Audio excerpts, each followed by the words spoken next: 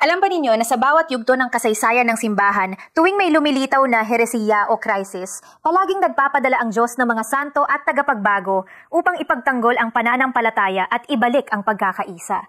Isa sa mga halimbawa nito ay si San Ignacio ng Loyola noong panahon ng Protestant Reformation, ngunit marami pang iba sa iba't ibang siglo. Narito ang talaan ng mga pangunahing heresiya o crisis at ang mga banal na isinugo ng Diyos upang harapin ang mga ito. Unang panahon ng simbahan, ikadalawa hanggang ikalima siglo. Gnosticismo, ikadalawang siglo. Nagturo ng lihim na kaalaman at itinanggi ang pagkatao ni Kristo. San Ireneo ng Lyon ang sumulat ng Against Heresies upang ipagtanggol ang tradisyong apostoliko. Arianismo, ikaapat na siglo. Itinanggi ang pagka-Diyos ni Kristo. San Atanasio ang matatag na lumaban sa Konseho ng Nicea at itinatapon dahil sa pagtatanggol sa Trinidad. Pelagianismo, ika-ikalimang siglo. Nagturo na kaya ng tao maligtas ng walang biyaya. San Agustin ng Hipona ang sumagot sa pamamagitan ng malalim na teolohiya ukol sa biyaya at orihinal na kasalanan. Gitnang panahon, ikalabing isa hanggang ikalabintatlong siglo. Albigensian or Cathar Heresia. Paniniwalaan ang material na mundo ay masama. San Domingo ang nagtatag ng orden ng mga Dominikano upang mangaral ng katotohanan at labanan ang kamalian sa pamamagitan ng edukasyon. Paglawak ng Islam at mga krusada, banta sa mga Kristiyanong lupain at pagkakakilanlan. San Francisco ng Assisi ang nagtulak ng kapayapaan at dialogo at bumisita pa sa sultan sa gitna ng digmaan. Huling gitnang panahon hanggang Reformation, ikalabing-apat hanggang ikalabing-anim na siglo. Katiwalian sa simbahan at Protestant Reformation, simula 1517. San Ignacio ng Loyola ang nagtatag ng mga Hesuita upang buhayin muli ang edukasyong katoliko, misyon at disiplina sa espiritu. Narito si Dr. Gonzalo Ditching upang ipakilala ang buhay ni San Ignacio ng Loyola, ang kanyang naging papel sa paglaban sa mga maling turo at ang mga himalang naging daan upang maraming Calvinist ang magbalik loob sa simbahan. A few moments. Okay, let us start. Sa taon na 1517, si Martin Luther ay isang Agustinian na pare.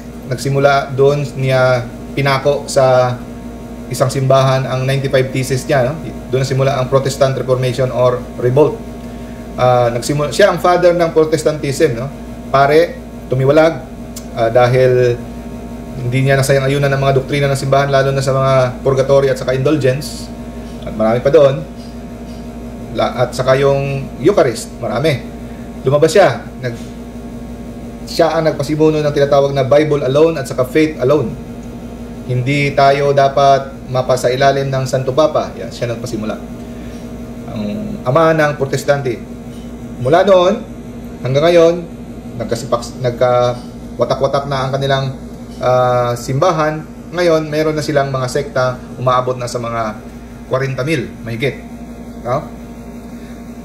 Si Martin Luther, dahil sa kanyang kagagawan, sa mga panahon na yon, 4 na milyon na mga Katoliko ang lumabas sa simbahan. Masasabi nating madilim na kayugto ng kasaysayan, no? At dahil nga doon, nasabi natin sa mga ibang lecture natin, gumanti ang langit at nagpadala ng apparition doon sa Guadalupe sa mga panahon ding yon, at bumalik ang naging Katoliko ang mahigit 8 milyon na mga American Indian Aztecs, no? So ibang topic 'yan. Ito yung kasaysayan sa kapanahunan ni Saint Ignatius of Loyola. Pansin nyo, 1491, ito nangyari 1517. Doon sa kapanahunan ni Saint Ignatius. Dahil sa kaguluhan yon, maraming lumabas sa simbahan. May bago na ng for the first 1,500 years, no? First time na nabiyak ang simbahan. Nabiyak siya nung sa Orthodox, sa Eastern at saka Western ng 1057. Pero yun ay hindi ganon ka malubha. Ito mas malubha to dahil ito ay lumabas na talaga sa simbahan. Yun ay meron pang pagkaisa yung Orthodox at saka sa mga doktrina. Naniniwala sila kay Maria, naniniwala sila sa mga sakramento, lahat. Santo Papa lang ang hindi. Pero ito iba. Kasi maliligaw na talaga ang mga tao dahil kahit ang mga sakramento at sa ina ng Diyos na si Maria ay hindi na sila naniniwala. Okay? Ang antigo, ang lumang kalaban ng ang Diablo o si Lucifer ay nagbubunyi sa panahon na yon. Dahil sa mga kalituhan, korupsyon, ang pagkawatak-watak ng simbahan, masayang-masaya ang Diablo sa panahon yon. Pero alam naman natin na ang Diyos sa kada yugto ng kasaysayan, kahit pa sa panahon ng Old Testament, nagpapadala siya ng mga tagapagligtas, mga instrumento, mga tao, pinapadala niya sa kada yugto ng kasaysayan para gawin niyang instrumento para makipaglaban, makipagdigma laban sa kapangyarihan ng kadiliman. Hindi nagpapabaya ang ating Diyos, nagpapadala siya ng mga sa Old Testament judges, kaya ni Samson, no? Gideon, no? Mga heroes of the faith. So napansin nyo, nabanggit natin yung mga ibang pinadala dati, ni Saint Benedict, Saint Dominic, no? Saint Catherine of Siena, no? Saint Francis. So kada yugto ng panahon, nagpapadala ng Diyos para labanan ang kadiliman. Kagaya nitong panahon na to, desperate situation, God sent a man named Ignatius. Ang totoong pangalan niya, pinanganak siya ay Inigo Lopez. Yung Loyola, inadapt niya lang dahil ang lugar nila is nasa Loyola, Spain. Noong 1491 siya ipinanganak. Yung Ignatius ay, ano lang yan, variant ng Inigo. Parang Latin variant ng Inigo ang Ignatius. Okay. Bata pa lang siya, gusto niya talaga maging sundalo. Interesado siya sa mga pakikipaglaban, yung kung sa ano pa, sa panahon natin, mga martial arts. Mahilig talaga siya doon, no? At ninanais siya talagang maging dakila at magiging kilala na bilang isang magiting na sundalo. May talento siya sa pakikipagdigma. Dahil doon, pinagkalooban siya ng mataas na posisyon at binigyan siya ng mga tao o mga hugpo ng mga kawal para kanyang pamunuan. At saka may kilala siya sa pagiging magaling na magduelo. Duelo sa espada or eskrima, no? Kilala siya doon.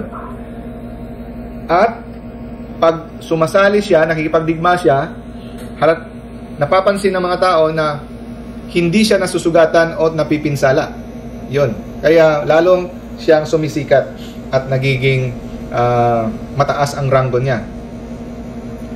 Pero isang araw, habang siya ay nakikipagdigma doon sa Pamplona, natamaan siya ng kanyon, yung paa niya, yung binti at hita niya, no? Dalawa. Natamaan yung kabilang paa, kabilang binti, na bale, ang buto. Pero yung isa, kabila, nadurog talaga. At para maligtas siya ang kanyang buhay, para hindi maubusan ng dugo, no? Inoperahan siya ilang beses.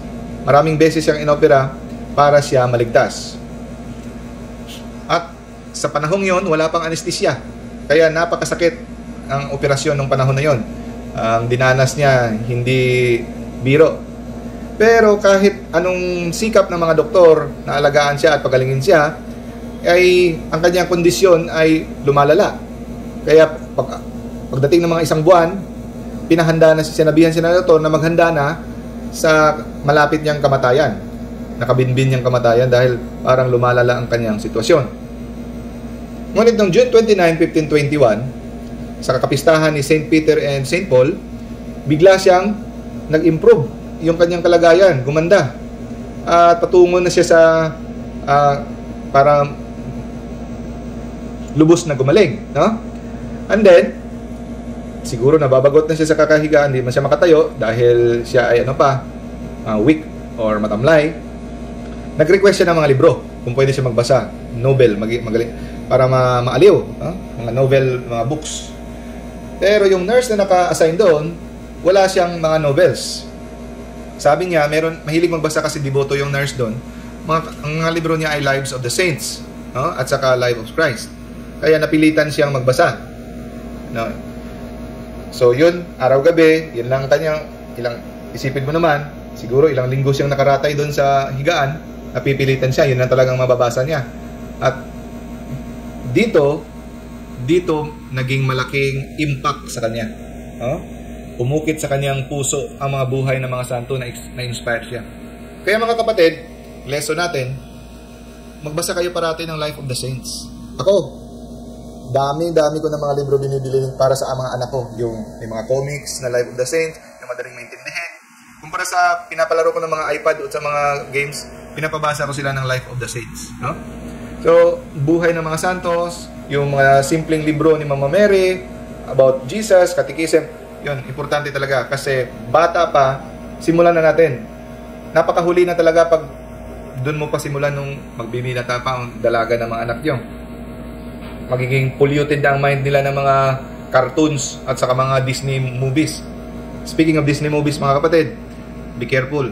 Ang Disney movies ngayon ay very diabolical ang influence na. Puro na mga fairies, sorcerers, witches, yung mga ganon. No? Mag-ingat tayo.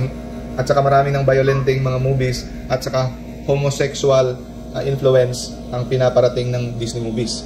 Hindi siya wholesome na. No? Okay, balik tayo. Malaking impact yung mga pagbabasa niya ng Life of the Saints. At hindi rin natin masabi na aksidente lang yan. Siguro, lahat naman nangyayari dito sa buhay natin, sinasadya ng Diyos, pinapahiling tulutan niya. So, ang makukuha nating aral doon, bakit siya natamaan? Lahat yan, pinahintulutan ng Diyos. Kasi, parte yan, bahagi ng kanyang plano para kay Ignatius. Na kung hindi pa natin naintindihan, nang magtatampo tayo sa Diyos, bakit ito nangyari sa kanya, ganon. Pero ito lahat ay plano. Dahil na-hospital siya, nakapagbasa siya ng libro, ng Life of the Saints, dito nagbago ang buhay niya. So maraming paraan ng Diyos para gamitin yung mga masakit na experience ng buhay natin, no? Na para tayo maging santo, para tayo maging banal. Kaya huwag tayong mawala ng pag-asa o ma-discourage pag may mga masamang mangyari sa buhay natin. Ang importante lang, magtiwala lang tayo sa Diyos na itong lahat na nangyayari sa buhay natin ay patungo sa ating kaligtasan at kabanalan at sa kanyang kaluwalhatian. So, as he lay in bed, habang siya nakaratay doon sa higaan, nag-develop siya ng desire, pagnanais na magserbisyo kay Kristo. Instead na maging sundalo, inalis na niya sa kanyang isipan ang pagiging magiting na general, na magiging sikat na general. Instead, binago niya ang kanyang pananaw sa buhay. Gusto na niyang magserbisyo habang buhay kay Kristo. At gusto niyang i-convert ang mga umalis sa simbahan, mga non-Christians. Lalo na sa panahon niya, 4 million ang umalis sa simbahan. Gusto niyang ibalik. Ituruan sila sa totoong turo ng simbahan, ng totoong simbahan, Santa Iglesia Katolika. So, on March 25, 1522, medyo maayos na ang kalagayan niya, makalakad na siya, nakatayo na siya, lumabas siya sa hospital at pumunta siya sa malapit na simbahan sa Santa Maria de Montserrat sa harap ng image ng Black Madonna ni Mama Mary. Inalay niya ang kanyang sandata, uniforme, military uniform, at ang iba niyang mga damit, binigay niya lahat sa mga mahihirap, mga pulubi. At doon, sinabi na handa na siyang sundin talikuran ng mundo at pagsiserbisyuhan si Kristo sa araw na yon. Mula noon, ginagawa niya mga matitinding mga penitensya at inaalagaan niya ang mga may sakit doon sa hospital sa Montserrat, sa may Manresa na lungsod, no? Kahit di siya doktor, o no, may mga may sakit doon sa malapit sa nakapalibot sa hospital, tumutulong siya mag-alaga at gumagawa siya ng mga matitinding penitensya. Para siya makakain, ay naglilimos siya. Nanghihingi siya para makakain at nagtatrabaho din siya kung anong mga kaya niyang pwedeng trabahuin, no? Na doon sa palibot ng hospital habang siya ay tumutulong, nagtatrabaho, nagpapalimos. Meaning, siya ay namumuhay na parang dukha. At ilang buwan pagkatapos doon, lumipat siya sa isang kuweba at doon na siya nag-spiritual retreat, no? At doon sa kanyang spiritual retreat ng ilang buwan, doon siya nakaranas, nakatanggap ng napakalaking pagbabago sa kanyang kaluluwa. Nakatanggap siya ng maraming mga spiritual vision. At Hindi lang spiritual vision, kundi physical vision. Isang araw, habang siya ay nagdarasal, nagpapasalamat, no? Nakakita siya ng isang anyo na parang anyo na hindi niya mawari kung ano yon, parang hugis na hayop, pero ito ay napakagandang anyo na kapag ito kanyang nasisilayan, siya ay napupuno ng kaligayahan, napupuno ng galak ang kanyang puso. Natutuwa siya habang niya ito'y nasisilayan. Habang tinitingnan niya ito, punong-puno ng kaligayahan ang kanyang puso. No? Ang itsura ng anyo ay hindi niya lubos matanto kung ano ito. Itong picture ako na lang naglagay kasi sa description sa libro. Para daw serpent na kumikinang, glittering eyes, kumikinang. Sa kada tingin niya nito, napupuno ng galak at kasiyahan, kaligayahan ang kanyang puso. Pero kung ito ay aalis na at hindi na ito makita, napupuno ng kalungkutan ng kanyang puso, kanyang kaluluwa. No? Hindi mapakali ang kanyang puso at nalulungkot siya. His soul was violently agitated by the thought. No? Yun. At hindi lang yon, tila ba ang dyablo ay gusto siyang i-discourage sa kanyang napili na yugto ng kanyang buhay. Pilit siyang dinidiscourage at pinipigilan sa kanyang desisyon na ibigay ang kanyang buhay kay Kristo. Isang araw bumulong ang dyablo sa kanya. Sabi ng dyablo, kaya mo kayang tiisin at manatiling tapat sa iyong sinumpaan? Itong kahibangan na pinasok mo, kaya mo ba itong panatiliin hanggang ikaw ay tumanda? Huh? Kung ako sa'yo, tigilan mo na itong kahibangan mo habang maaga pa. Sinasayang mo lang ang buhay mo. Huh? Pero ito ay alam ni Saint Ignatius na ito ay galing sa dyablo, kaya sinagot niya, ikaw, kaya mo bang dagdagan ng kahit isang taon lang ang buhay ko? Diyos lang makapagbigay. Ikaw, kaya mo bang dagdagan kahit isang taon ang buhay ko? So dahil sagot na yon, lumisan ang dyablo at nagwagi siya sa puntong yon. At ang kanyang puso at kaluluwa ay nagkaroon ng kapayapaan sa puntong yon. Umalis ang dyablo. At pagkaraan ng mga ilang araw, dumaan na naman siya sa yugto na nagsasalit-salit yung kalungkutan at kaligayahan sa puso niya. May mga araw na puno ng kalungkutan ang kanyang puso. Parang siyang kung sa ano pa, depressed. Hindi mo alam. So lesson learned, yung mga sinasabi nilang mga depression, hindi mo ma-explain, hindi mo mapaliwanag, bakit bigla ka na lang na-depress. Huwag niyong pagbintangan kaagad yung mga psychiatry or psychology. Malaki ang posibilidad, galing sa dyablo yan. Pwedeng magbigay ng depression. Pero pag binasa mo itong description dito, napakalaking posibilidad na ito ay depression. Galing sa dyablo. So wala na siyang ganang mag-pray, kahit yung vocal prayer lang, kahit mag-attend ng misa, kahit gumawa ng kanyang penitensya at kanyang mga spiritual exercise, wala na siyang gana. Puno ng pighati, ng kalungkutan na hindi niya mawari ang kanyang puso. At may araw na naman na bigla na lang itong mga parang mabigat na mga pinapasan niya ay biglang nawawala, natatanggal at maligaya na naman ang puso niya na hindi niya naman mapaliwanag. Parang may tumanggal sa kanyang mabigat na pinapasan at siya ay maligaya. Kaya natagto niya, sabi niya, ano ba itong napasukan ko? Ano ba itong bagong klaseng buhay na pinasukan ko? Kasi never pa niya itong na-experience nung nasa kabataan pa niya, nung nasa sundalo pa siya. Never.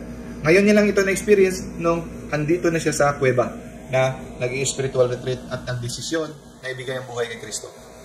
Yun. Pagkatapos niyang malagpasan yung mga ganong mga pagsubok, no? Meron na naman siyang na-experience na tukso. Na kung sa ano pa, hindi mo halos hindi mo mapansin kasi napaka-pino. O kung sa ano pa, napaka-pino, very subtle. Hindi mo mapansin na ikaw ay tinutukso na pala. Etong tinatawag na self-satisfaction on the merits. Kasi gumagawa siya ng mga penitensya, puasa, pagtitimpi, no? Lahat 'yon. Para siyang tinutukso ng demonyo na dahil ginagawa mo to, napakagaling mo, napakabait mo, napakabanal mo na. Oh, di ba? Parang pinapapasok sa utak niya yung tinatawag na spiritual pride. Kaya mag-ingat din tayo niyan, mga kapatid. Kaya ang warning, pag tayo gumagawa ng mga fasting, penitensya, pagtulong sa kapwa, dapat huwag mong hayaan papasok yan sa iyong ulo. Dapat to God be the glory. Yung iba, to God be the glory nga, pero hanggang sa text lang dun sa Facebook, to God be the glory, pero yung puso nagyayabang, no? Hanggang caption na nga lang yung iba, no? Pero dapat hindi lang sa caption yung to God be the glory mo, dapat hanggang sa puso mo na lahat ng ginagawa mo ay, kung iisipin, walang katiting lang yan sa pinapagawa ni Kristo sa atin. Kaya be humble pa rin tayo sa lahat ng mga ginagawa natin para sa Diyos at para sa ating kapwa, na ito ay ginagawa mo dahil sa pagmamahal ng Diyos at ikaw ay isang servant, no? Kaya wag dapat nating ipalobo ang ating mga ulo. So yun ang tukso na pumapasok sa isip niya at sa kasabi ng devil, ng diablo, pwede ka nang mamatay. Bakit? Ang dami mo ng deposito sa Diyos. Ang banal-banal mo na, ang bait-bait mo na. Straight ka na sa heaven. Kaya mag-ingat tayo kasi kahit anong banal mo, sa tingin mo, ang kabanalan mo hindi dahil sa mga pinagagawa mo.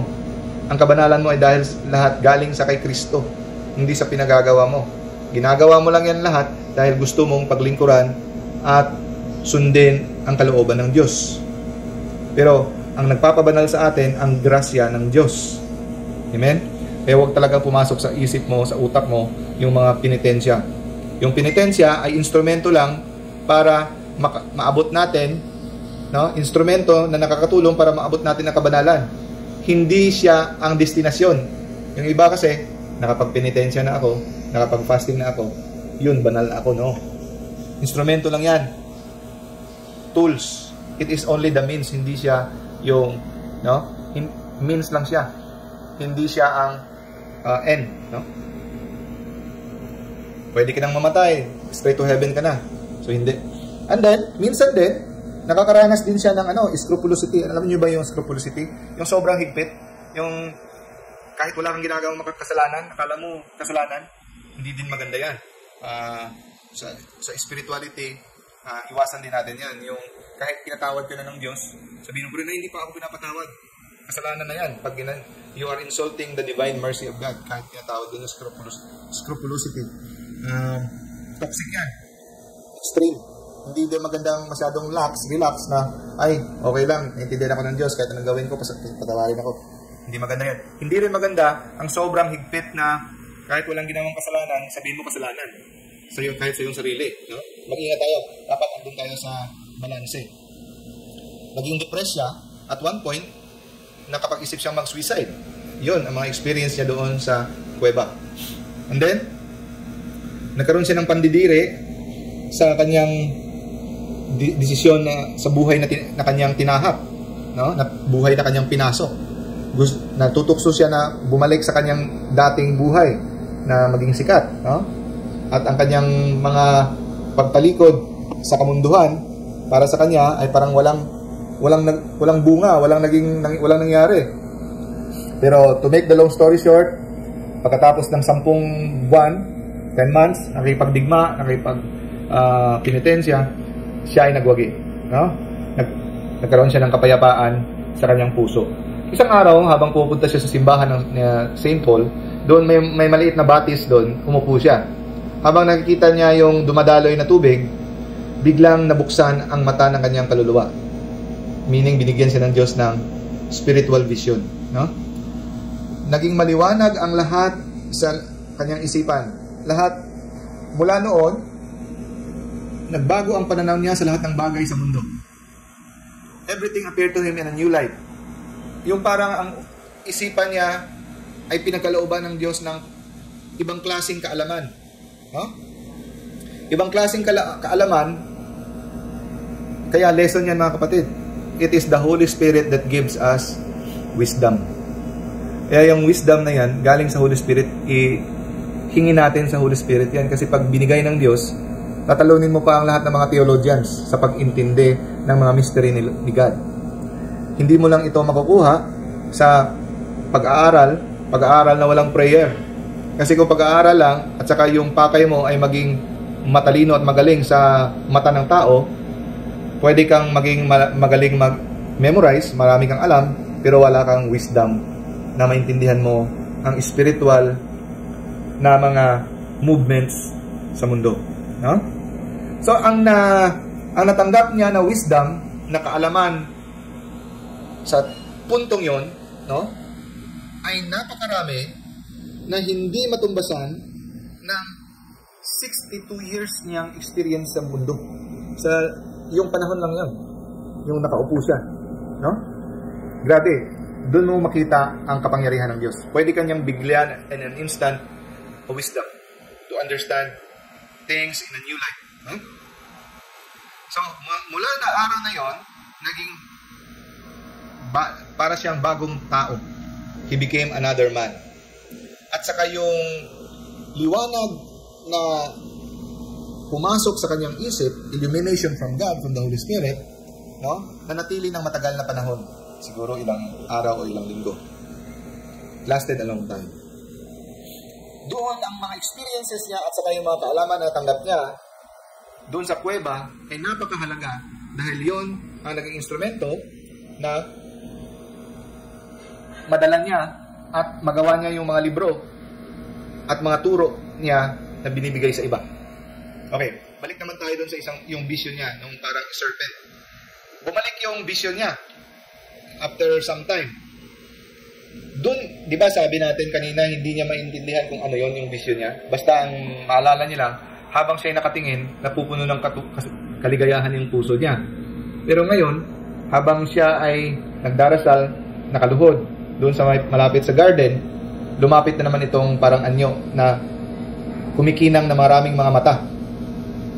Pero, napansin niya, kasi doon sa may garden, malapit sa may ospital, may cross doon. Pag lumalapit yung anyo, doon sa may cross, nawawala ang kanyang kagandahan. Hindi na siya ganoon kaganda pag dumadaan siya malapit sa may cross. Doon na niya naintindihan na ito palang vision na ito ay galing sa Diablo. Kagagawa nito ng Diablo. At doon na niya naintindihan na bakit maraming mga mata itong anyo na ito kumikinang, yun pala ay mismong si Lucifer. Grabe, no? Kasi, si Lucifer ay isang seraphim. No? Ang seraphim, sa description sa Biblia, ay maraming mga mata. No? Many eyes of the fallen seraph, Lucifer. Kasi sa 2 Corinthians chapter 11 verse 14, Satan disguises himself as an angel of light. So sa spiritual warfare, mga kapatid, ang lesson na makuha natin sa buhay ni Saint Ignatius is, huwag agad tayo maniwala sa mga vision na natin makita na, ay every time na na-inspire ako, napakita si Mama Mary or angel, natutuwa ako, siguro galing to sa langit. Huwag ka agad maniwala. Anong gagawin natin, mga kapatid, pag nakakita tayo ng vision ni Mama Mary, Jesus, angel? Anong gagawin natin? Huwag natin isikreto.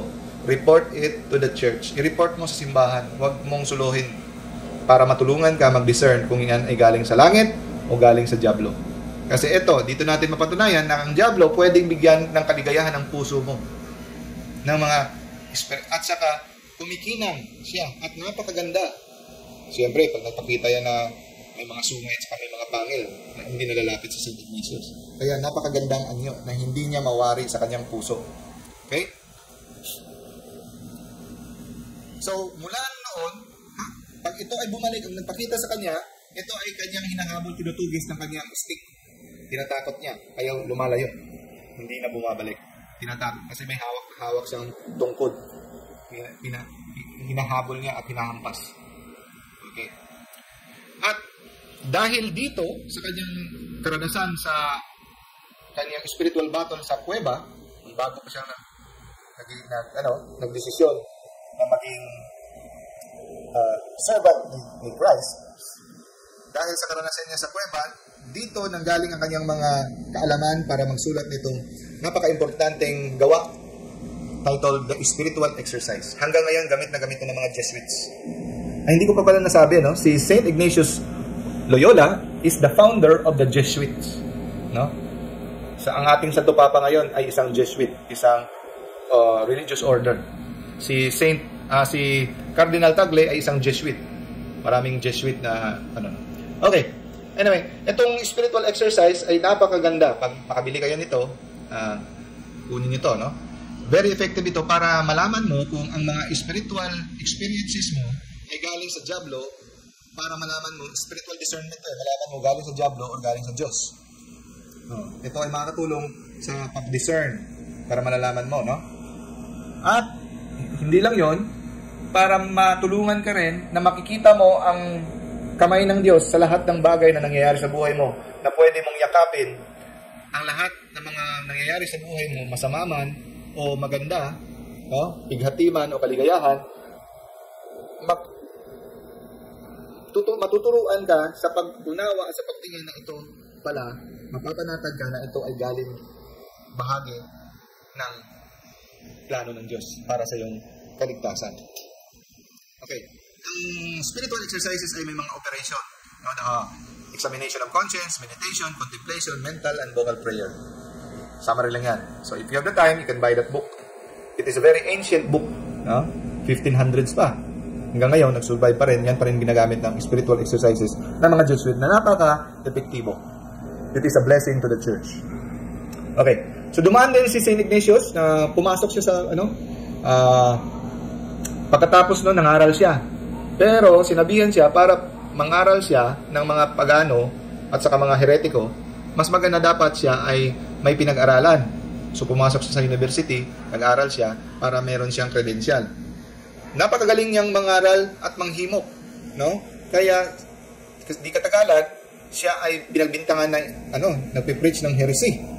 Pero dahil may mga dati tribunal ng Inquisition, sa panahon na yon, uso ang Inquisition, taliwas sa ating paniniwala na Inquisition ay masama. No, hindi masama ang Inquisition. Ang Inquisition, ang purpose ng Inquisition ay para i-investigate kung ang itong tao na to ay kasapi ng mga heretiko na mga galing sa Protestant. No? Yan ang investigation. Hindi ka agad pinapatay, hindi no. So, dahil sa Inquisition, napag-alaman na hindi heretiko si St. Ignatius. Marami siyang na-convince ng mga estudyante na sumunod sa klase ng buhay na kanyang pinasok na magserbisyo sa ating Diyos. Kaya pinagdudahan naman siya na siguro may sa demonyo tong taong to. At saka ginayuman niya kasi marami siya mga classmate na nakumbinse na sumama sa kanya na tahakin ang buhay na pinasok niya. Okay? To make the long story short, 6 sila ng kanyang mga classmate, kasama doon si St. Francis Xavier, no? Sila ang co-founders ng Jesuit order. Pumunta sila sa Santo Papa 1534, they founded the Society of Jesus, also known as the Jesuit. Yan ang Society of Jesus. Yung other name ng Jesuit is the Society of Jesus. Mga classmate nilang yun sa seminaryo. At naordinahan sila sa pagkapare and they received the papal approval in 1540. Ito, mga Jesuit na ito ay naging misyonaryo. Nakikipagdebate sa mga protestante, sa mga lumabas sa simbahan, pinanindigan nila, para sila yung mga Catholic faith defenders. No? Malaki talaga ang contribution nila sa pag-win back sa mga tao, pabalik sa simbahan, at i-combat ang heresy. Maraming pinapatay sa kanila.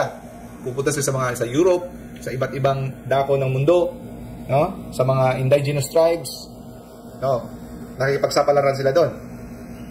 Ang laki talaga ng contribution ng mga Jesuits, Society of Jesus. Kita niyo dito sa picture, minamartir yung isang Jesuit na pare ng mga tribo. Okay. 1556, namatay siya. He have fought the good fight. Ignatius finished his race and received his heavenly crown. Pero, hindi nagtatapos dyan ang ating kwento, ang kanyang talambuhay, mga kapatid. Kahit namatay na siya, nagpapatuloy pa rin ang kanyang pakikipagdigma dito sa mundo. Yun. Pagkatapos niyang mamatay, inimbestiga ang mga kanyang mga kasapi para sa kanyang canonization. Diba?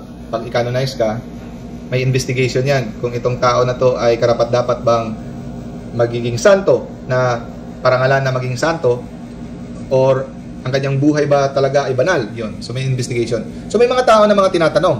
No? So mga tao na nagpapatunay ng kanyang kabanalan at ang kanyang ang patuloy na pakikipagdigma sa laban sa kadiliman dito sa mundo, kahit siya ay patay na. Isa nito si Petro Ribadeneira sa Madrid. No? Sabi ni Petro, in-examine siya, isang demonyo daw, isang araw nagsalita na kilala niya daw si Apostol Pablo. Meaning antigo na, lumang demonyo na to. Sa kapanahunan pa ni Apostol Pablo, kilala niya. At kilala niya rin si San Ignacio. At si San Ignacio ay isa sa pinaka-magiting, no, nilang kaaway. Formidable spiritual opponent. Kaaway na talaga nila daw si San Ignacio. Yon.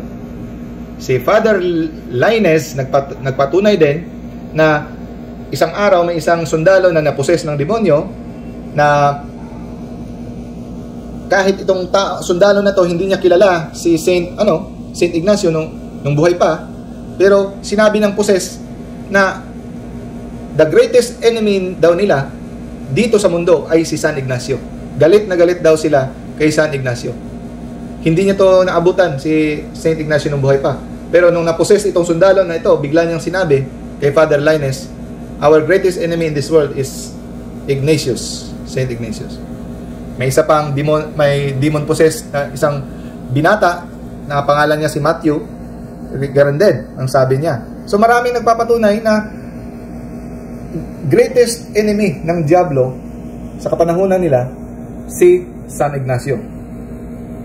Hindi lang yan. Ito, dalawang karanasan na matindi na makikita natin ang pinagkaloob na kapangyarihan ng Diyos sa kanyang mga minamahal na mga santo. Kasi mga santo, minamahal ng Diyos dahil mga best friend niya yan. Kaya dito natin dahan-dahan maintindihan kung ano ang kaganapan sa langit, no? Kung paano mag-operate ang langit. Okay. Isang 4 na babae na mga mababait, mga consecrated virgins pa nga dito ang 3 no? Papasok sa pagkamadre. Ito ay mga madasalin at mga deboto. Pero kahit sila ay madasalin at deboto, hindi natin ma-explain kasi karamihan ng mga napoposes ay mga hindi maganda yung mga ginagawa, may mga mortal sin at saka mahilig sa mga occult at saka mga superstitious. Pero ito ay bukod tangi. Minsan na nangyayari ito, mga banal, mga madasalin at saka mga deboto, mababait, possessed by the demon. I think ang purpose nito para mabigyan ng glory si God. Okay. We can never know the mystery of the mind of God. They were tormented by the devil. So ano yung kanilang mga sintomas? Matindi. Binigyan sila ng mga malulubang karamdaman. At nag-iba ang kanilang mga anyo. Nag-iba ang kanilang mga karakter. Yung kanilang pakikitungo. Para silang ibang tao. No? Nagwa-wild sila. Tapos nagkakaroon sila ng iba't ibang mga sakit at karamdaman. Minsan, gagaling sila. Minsan, para silang patay. Akala mo mamamatay na dahil sila ay nag-aagaw buhay. Pero may araw na naman, nabibigla silang babangon at magiging masigla. No? At saka, pag sila ay hinagisan, no, ng blessed oil or blessed water, sila ay na ano kanilang mga nagtitwist ang kanilang mga katawan. And then, yung mga karamdaman nila lumilipat-lipat sa iba't ibang parte ng katawan pag ito ay nadapuan ng mga holy water. Gagaling, tapos lilipat na naman sa ibang parte kung saan yung hindi nababasa ng holy water. Tapos, may mga panahon na kanilang sinasadya na lang saktan ng kanilang sarili, binabangga nila, hinahampas nila ang kanilang ulo sa lupa, sa sahig, sa dingding, no? May isang panahon nga na buti na lang nasagip ng kanyang asawa ang isa, tatalo na sana sa bubong ng kanilang bahay. Kung hindi nasagip, mamamatay na 'yon, no? At isang beses akala nila patay na dahil hinampas niya ang kanyang ulo sa sahig. At itong sinabi natin kanina, itong mga babaeng to ay mahilig magdasal. Ito ang kanilang kasiyahan sa buhay, ang magdasal. Pero sa panahong ito na sila ay naposes, ayaw na nila magdasal. Nahihirapan na silang magdasal. At kahit sila ay mag-attend ng misa, no, nawawalan sila ng malay pagsimula pa lang. At pag sila ay pumunta para magkumpisal, nawawalan sila ng boses. At magsisimulan nilang kukutyain ang pare na sa loob ng kumpisal. Magsasalita sila ng mga blasphemous, mga bastos na mga salita. At sila ay gumagalaw na medyo mga kalaswaan na mga galaw na hindi naman nila dating ginagawa. No? Kaya napag-isipan nilang dalhin sila sa exorcist. So, si Benedito Merla, isang Dominican, order of preacher, kilala sa magaling na exorcist, greatly skilled in the cure of spiritual disorder. At ang kanyang kasama na si Father Girolamo Fontana, no? Pero kahit sa kanilang efforts, no? Kahit sa kanilang efforts, hindi talaga nila mapalabas-labas ang demonyo.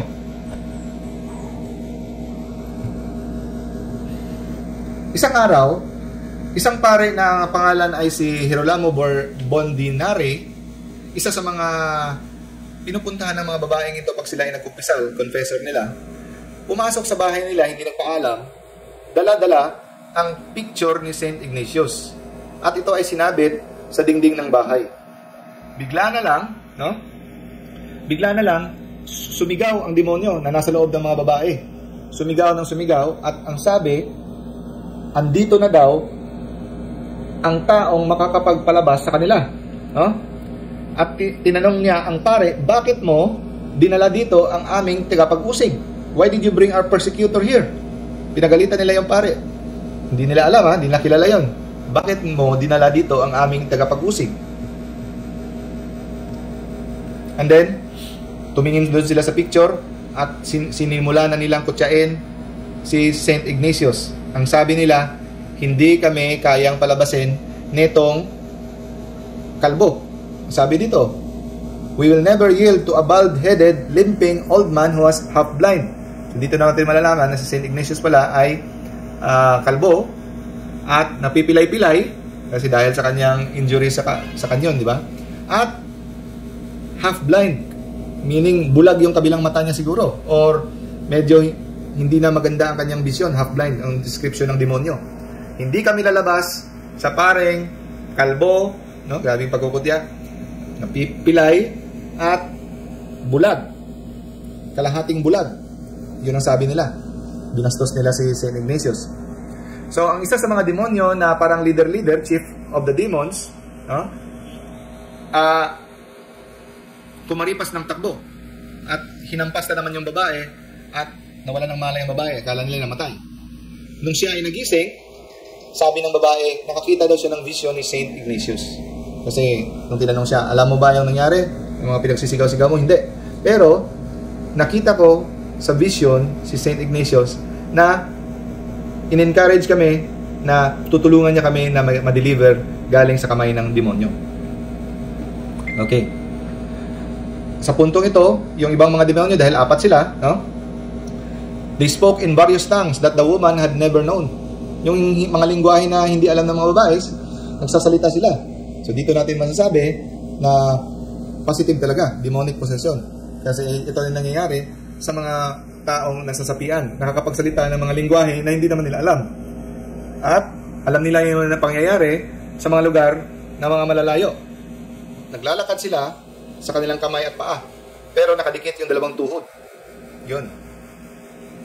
At alam nila ang mga nakatago na mga relics. Various parts of their bodies, no, namamaga at lumiliit. So, alam niyo yung relics, yun ang mga pwedeng mga buto, bungo, o mga buhok ng santo. Yan ang primary relics, yung at saka yung mga damit, no? Yung secondary, yung kanilang mga ginagamit. Oh, yun. Ang mga damit, yun ang secondary relics. Yung tertiary relics, yung mga upuan, mga libro, yun ang tertiary relics. Yung primary, yung parte ng katawan, bungo, buhok, yun. So pag kahit nakatago pa ang relics, alam nila. So demonic talaga. Okay.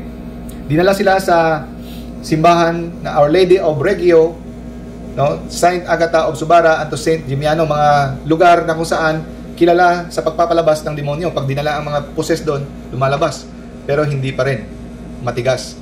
Kasi ang plano ng Diyos, ipapakita niya ang kadakilaan ni San Ignacio para sa kanyang canonization.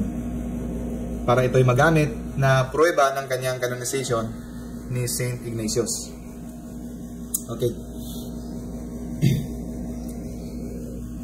At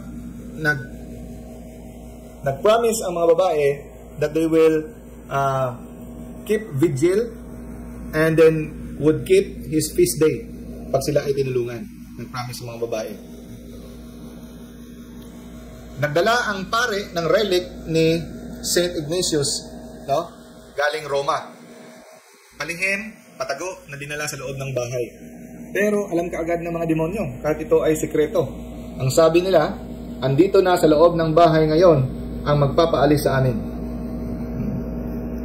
Ang isa sa mga pinaka-mamatindi na espiritu sa loob ng mga babae, sabi nila, ay nagsimulang, nanginig. Suddenly began to tremble. Nagsimulang manginig. Sabi niya, parang may apoy na lumalabas sa bunganga ni San Ignacio at apoy na susunog.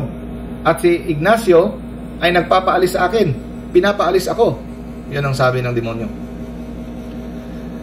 At marami pa silang mga milagrong nakita, no? At yun, ayaw na ayaw ng demonyo sa reliquias ni San Ignacio. And then the demons departed from his victim. Umalis yung demonyong yon. May ang natitirang mga demonyo, kinutya nila yung umalis. Oh, bakit daw umalis? Napakaduwag. Sabi niya, hindi ako aalis. No? Kahit ano pang mangyari, hindi ako maalis. Pero hindi nagtagal, umalis din siya. Pero para hindi siya mapahiya, yung demonyong yon, lumuhod siya sa harap ng krus ni Kristo. Sabi niya, "O Lord, crown, no? O Lord's crown, I leave this body through the virtue of this thorn, but not because of Ignatius." Para hindi siya mapahiya na napaalis siya dahil sa kapangyarihan ni San Ignacio, lumuhod siya sa tinik ni Kristo. At sinabi niya, lumabas ako dahil sa tinik ni Kristo at hindi dahil kay Ignacio. Pero maya-maya lang, napilitan pa rin siyang ikumpisal at ideklara na sa katotohanan lang, ako ay napaalis dahil kay Ignacio. At ganun din ang iba, sumunod. Sabi nila, aalis kami hindi kay Ignacio, pero sa kalaunan, napilitan silang dumapa at dilaan ang sahig kung saan nakalagay ang picture ni San Ignacio. At siguro, I'm sure, na ang Diyos ang nagpagawa sa kanila noon para ideklara sa lahat na ito ay dahil sa intercession ni Saint Ignatius, para ito ay magamit sa kanyang canonization, no? Ganon mag-honor ang Diyos sa kanyang mga santo. He honors the people who loves Him, no? Kaya hindi natin masasabi na ninanakawan natin ng honor si God. No. Kalooban ng Diyos, nabigyan natin ng dangal at honor ang mga santo. Dahil kahit ang Diyos mismo ay nagpapahintulot at siya mismo ang nagbibigay ng honor sa kanyang mga saints. Kagaya nitong nangyari. No? Sabi nila, hindi ibang santo ang nagpaalis sa amin. Ang si Diyos Jesucristo ang nagpaalis sa amin. Pero maya-maya lang, hindi nila mapigilan ang kanyang sarili at inaamin nila, dinidilaan nila ang sahig kung saan nakapatong ang picture ni St. Ignatius, sasabihin nila, si Ignacio ang nagpalabas sa amin. Okay. So, kaya bago lumabas ang demonyo, sabi niya, nagalit siya, sabi niya, "Oh, Lucifer, saan ang kapangyarihan mo? Bakit mo hinahayaan na tayo ay malupig? Bakit hinahayaan mo na itong kapirasong papel na picture ng isang pare ay tayo ay matalo?" No? So, anong lesson makukuha natin dito, mga kapatid? Picture lang, ha? Picture lang ni Saint Ignatius. So, picture ng mga saint, picture ng mga Mary, mga sacramentals is very effective. The opposite is always also true. Yung mga occult objects, delikado yan. Dumadaloy ang kapangyarihan ng mga demonyo. Kaya, dumadaloy din ang kapangyarihan ng Diyos sa mga sacramentals, like holy objects, holy pictures. Okay? Tapos, nung binigyan sila ng autobiography, libro lang ng autobiography ni St. Ignatius, sabi niya, mas pipiliin pa na, tapos pinilit yung demon possessed na basahin yon. Sabi niya, mas pipiliin ko pang lumabas sa katawan nito kumpara pababasahin ako sa cursed book na ito. Hindi, yung autobiography ng buhay ni St. Ignatius, ayaw na ayaw nilang basahin. Huh? So, "Oh God, you have stripped us of our glory to give it to a lame, wrinkled old priest." Kulubot na matandang pare. Tinanggalan mo kami ng karangalan at binigay mo dito sa kulubot na pari na ito. Yun ang sabi nila, no? So, to make the long story short, those women were delivered, no? Ito, ang huling kwento. Mga ano na lang to, mga 5 to 10 minutes. Okay. So, di ba ang mission ni mga Jesuits, ang mission ni Jesus ni St. Ignatius, pinadala siya para i-combat ang heresy ni Martin Luther. Ito, may isang Calvinist na babae na possess. Calvinist, galing kay, at ito ay mga estudyante ni Martin Luther, mga sekta niya ito, si John Calvin, naggumawa siya ng kanyang sekta, Calvinist, protestante pa rin yan, no? So may isang membro na possess, 1627, no? And then, i-shortcut na lang natin kasi wala na tayong oras. Pumunta sila sa simbahan ng Katoliko dahil wala daw silang kapangyarihan na palabasin ang demonyo, no? Hingi sila ng tulong sa rector ng Jesuit College. Okay. Tapos, nung doon na sila, sabi ng pare, "O, ba't kayo dito pumunta? Di ba, kinoconsider niyo ang mga ceremonies ng simbahang Katoliko superstitious? Yung aming mga exorcism, walang kwenta, meaningless?" Oh. At saka, ang Calvinist pa na nagdala sa babae, dati, ang sabi niya, no? "He would sooner be a dog or a pig than a papist." Yung mas pipiliin ko pa maging aso or maging baboy kumpara sa maging Katoliko. Yun ang sabi niya. Ang papist, tawag nila sa mga Katoliko dati, papist eh. Kasi naniniwala sa Santo Papa. Yan tawag nila. Ganon nila kinamumuhian ang mga Katoliko. Kaya sabi ng pare, "Oh, bakit kayo pumunta dito? No? Doon kayo sa inyong mga pastor.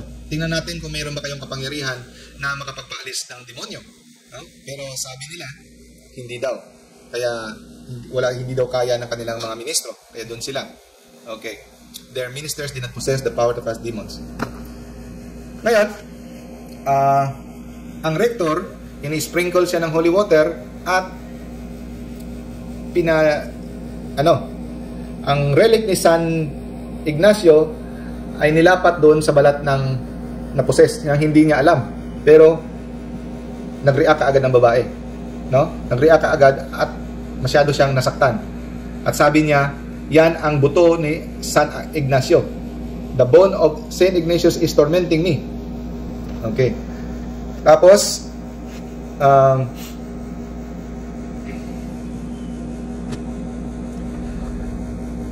he instructed them to bring the book of Calvin's Institute or some other book containing their own dogma. Anong sabi? Inutusan niya, magdala kayo ng libro ni Calvin, mga dogma at sa mga turo ng mga Calvinism sa kanilang simbahan. Binigay sa demon possessed. Nung hinawakan ng demon possessed yung libro ng mga protestante, ito ay hinalik-halikan at niyakap at parang natutuwa ang demonyo. Hinahalik-halikan niya ang libro ng mga protestante. No? Began to kiss and caress it with marks of joy. Pero nung pasikretong nilagay ng pare ang picture ni St. Ignatius sa loob ng libro ng mga protestante, ng Calvinist, nilagay doon, binigay sa kanya, hindi niya alam, bigla niya itong tinapon at nagalit at ayaw na ayaw niyang hawakan. Yan, bakit hindi mo awakan? Sinabi niya, merong picture sa loob niyan ni Ignatius. So ayaw na ayaw. Demonyo. No? And then, nung nakita yun ng mga Calvinist, ng mga kasama ng babae, sabi niya, kaya niyong gawin yan kasi may sa demonyo kayo. Kilala niyo ang demonyo, kaya kaya niyong gawin yung mga ganyan. Hindi pa rin maniwala. No? Kahit malaking milagro na. Tapos sabi ng pare na nainis na siguro yung pare, sabi niya, ayaw niyo pa rin maniwala kahit nakita na kayo ng ebidensya. O ganito, payag kayo, magdadasal ako sa Diyos na kung totoo man ang inyong paniniwala ay papasok sa akin ang demonyo. Pero kung totoo ang aming paniniwala, kami ang totoong simbahan, papasok sa iyo ang demonyo kahit isang oras lang. Papayag kayo. Tumahimik sila. Hindi sila pumayag. Natakot sila. No? Kaya, katapos nun, inutusan ng rector na mag 3-day fasting ang mga tao sa loob ng college, magpinitensya at mag-offer ng maraming misa bago isagawa ang exorcism. And then, pagkatapos nun, isang kasama nilang pare pumunta doon sa pumunta sa poses na babae, binisita. Pag bisita ng pare, isang kasama nilang pare, brother na tawag nila, nag-wild ang babae. Grabing sigaw-sigaw at nag-wild, nasasaktan siya. Pero yung kasama niyang Calvinist na ministro lumapit sa babae, no? Tinawag niyang he is my friend. No? Tinawag niyang he is my dear friend. Pero pag pare ang lumapit, nagwawala ang babae. Okay. At saka, during the exorcism, diniklara ng demonyo na the most hated enemy nila sa Ostrog ay ang mga Jesuit. At sinasabotahe daw nila ang mga gawain ng mga Jesuit doon. At hinihimok nila ang mga tao na magalit sa mga Jesuit sa lugar na yon. Okay. At may plano pa nga silang sunugin ang college ng Jesuit. Para maniwala, dinescribe niya pa kung anong arrangement sa loob ng kwarto. At totoo, no? Hindi lang nila nagawa ang kanilang mga planong sunugin at mga panggugulo dahil pinigilan sila ni Maria at ni San Ignacio. Okay. Kaya, at pag nagmimisa during exorcism sa loob ng simbahan, ginawa para makita ng lahat, para maging ebidensya para sa mga Calvinist, pag habang nagmimisa at during consecration, sinasabi ng demon possessed, now they are raising the Most High. No? Tinataas nila ang dakilang Diyos every time mag-consecration. And sabi ng rector sa mga tao, magsisi kayo sa inyong mga kasalanan, at sila nagsisi, umiyak sa kanilang mga kasalanan kasi nakikita nila, no? Yung exorcism, kung anong kapangyarihan ng Diyos laban sa Diablo. So, first hand, kaya nagalaw ang kanilang mga konsyensya na sila nagsisi. Tinanong, paano ka nakapasok sa babaeng to? Sabi niya, nakapasok ako. Tandaan niyo, kung kayong basta-basta lang tumanggap ng mga bagay sa hindi niyo kilala. Sa garland, sa tali ng garland, merong curse. Ang pangalan ng demonyo, si Ruteno. Galing sa isang sorceress or witch na si Rutena. Nilagay niya yung curse doon sa tali na nakatali yung garland. Custombre nilang maglalagay ng garland sa ulo nila. Tinanggap niya yun, doon pumasok ang demonyo. Doon nagsimula ang possession. Kaya lesson learned, mag-ingat. Ang tawag dyan ay fortuna. No? Sa termino ng mga exorcist, fortuna. Yung mga objects na nakalagay ang mga curse. Okay. So, tinanong, sino ba maliban sa Diyos, after God, sinong kinakatakutan nyo? Sabi niya si Mary at saka si Ignatius. Yun, napilitan silang sagutin yun. And then, the exorcism continued for 2 hours before the image of the saint and the evocation of Mama Mary. And then, to make the long story short, umalis na sila. Huh? And then, she was led before the Blessed Sacrament, umiiyak siya, and then, diniklara nila na iiwanan na niya ang pagiging Calvinist. At sila, marami sa kanilang mga Calvinist, iniwan nila ang kanilang paniniwala at they profess to be Catholic. Bumalik sila sa simbahang Katoliko dahil sa dakilang milagro na nakita nila sa kapangyarihan ng Diyos mula sa simbahan ng Katoliko. Mula sa intercession ni Saint Ignatius. No? So ito ay mga konting mga testimony lang na napapatunay ng powerful intercession ni Saint Ignatius of Loyola, who continues even from heaven.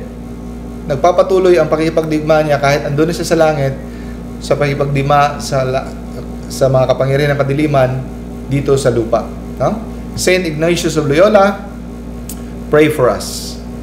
In the Father, the Son, of the Holy Spirit. Amen. Thank you, Lord, for this day. Saint Ignatius, help us in our battle with the devil. Intercede with us so that we will discern the attacks of the devil. All of this we ask in the mighty name of Jesus Christ our Lord, with the intercession of Mama Mary. Amen. And Father, the Son, and the Holy Spirit. Hanggang sa muli, mga kapatid. God bless you all. See you next week. Thank you. You are fair.